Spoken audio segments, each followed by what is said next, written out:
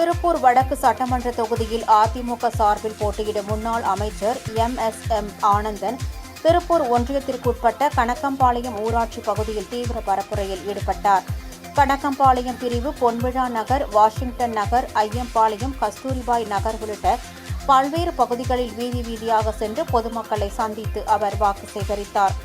இந்த நிகழ்வில் திருப்பூர் வடக்கு அதிமுக சட்டமன்ற உறுப்பினர் விஜயகுமார், திருப்பூர் மாநகர மாவட்ட இணை செயலாளர் சங்கீதா சந்திரசேகர், திருப்பூர் MGR மன்ற இளைஞரணி செயலாளர் வேல்குமார் சுவாமிநாதன் உள்ளிட்ட அதிமுக, பாஜக, பாமக உள்ளிட்ட கூட்டணி கட்சி நிர்வாகிகள் திரளாக பங்கேற்றனர்.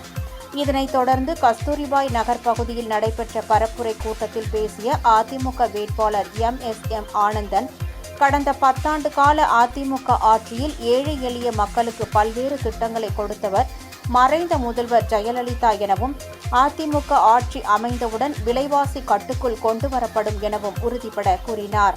திமுக ஆட்சி பொறுப்பை ஏற்ற பிறகு அதிமுக ஆட்சியில் அறிமுகப்படுத்தப்பட்ட பல நலத்திட்டங்கள் நிறுத்தப்பட்டுவிட்டதாக குற்றம் சாட்டினார்.